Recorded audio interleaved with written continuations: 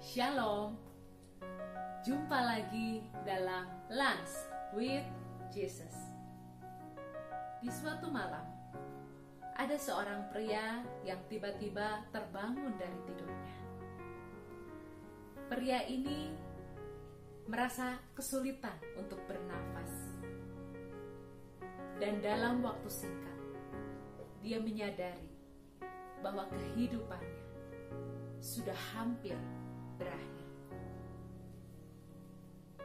Dan dia langsung teringat akan kehidupannya selama ini. Bagaimana dia begitu sibuk bekerja dari pagi sampai larut malam. Dia sampai tak punya waktu lagi untuk berdoa, untuk ke gereja, atau untuk membaca firman Tuhan, ataupun untuk berbuat amal kasih. Detik itu juga dia langsung teringat bahwa harta yang melimpah itu tidak ada secuil pun yang dapat dia bawa masuk ke liang kubur. Dia salah selama ini. Dia hanya berpikir tentang makanan jasmani yang hanya dapat mengenyangkan perutnya untuk sementara. Tapi dia tidak pernah berpikir untuk makanan sorgawi yang dapat membawa dia kepada kehidupan yang kekal. Makanan sorgawi seperti apa yang harus kita santap agar kita dapat mencapai kehidupan yang kekal? Mari kita lihat jawabannya dari Yohanes 6 ayat 33 sampai 35. Karena roti yang dari Allah ialah roti yang turun dari sorga dan yang memberi hidup kepada dunia. Maka kata mereka kepadanya, Tuhan, berikanlah kami roti itu senantiasa. Kata Yesus kepada mereka, Akulah roti hidup. Barang siapa datang kepadaku, ia tidak akan lapar lagi. Dan barang siapa percaya kepadaku, ia tidak akan haus lagi. Demikianlah sabda Tuhan. Terpujilah Kristus.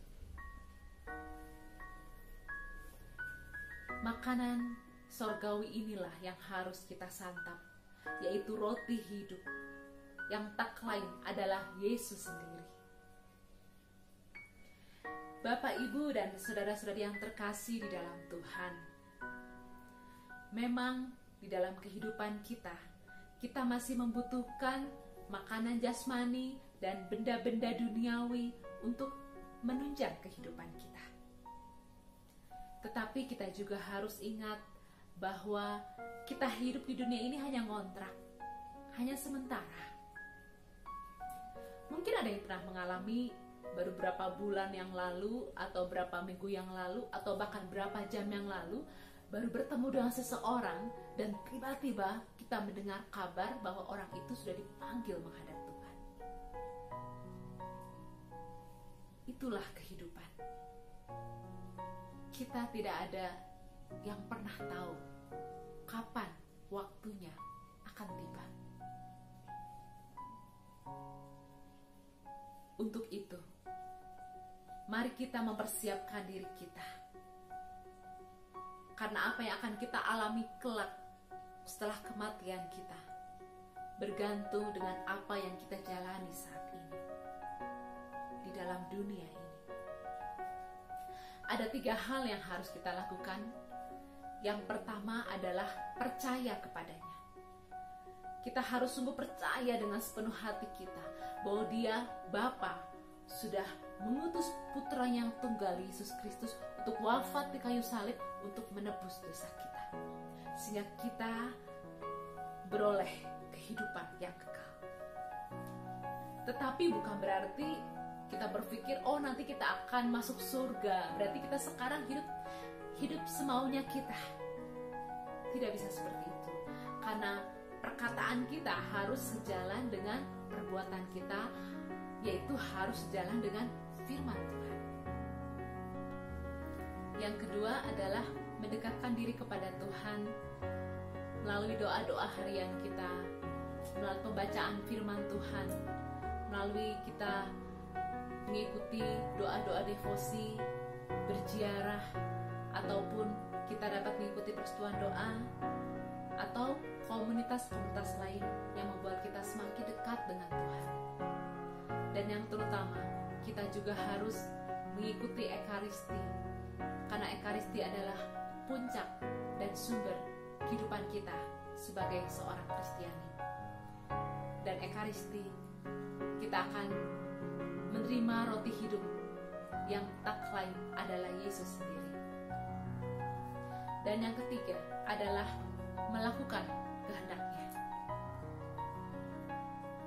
Kehendaknya yang terutama adalah untuk mengasihi sesama, karena Tuhan Yesus sudah terlebih dahulu mengasihi kita sehabis-habisnya. Mungkin untuk mengasihi orang yang sayang sama kita itu mudah ya, tetapi untuk mengasihi orang yang sudah menyakiti kita itu tentu tidak mudah. Tetapi firman Tuhan jelas untuk kita semua bahwa kita harus mengasihi sesama kita. Jika ketiga hal tersebut kita lakukan, yaitu kita percaya kepada Tuhan, kita mendekatkan diri kepada Tuhan, dan kita mengikuti kehendaknya, maka bila tiba saatnya nanti kita bertemu muka dengan Tuhan, dan Dia akan berkata, "Anakku, aku sudah menyediakan tempat kehidupan yang kekal bagimu." Marilah kita berdoa.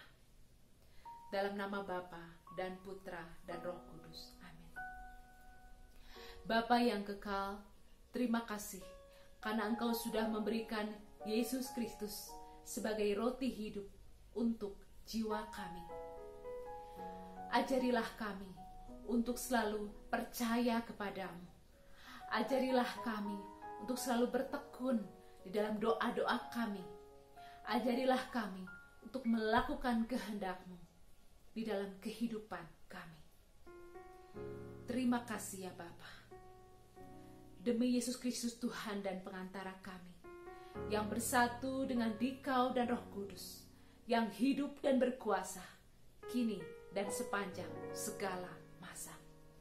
Amin. Di dalam nama Bapa dan Putra dan Roh Kudus. Amin. Terima kasih. Tuhan Yesus memberkati.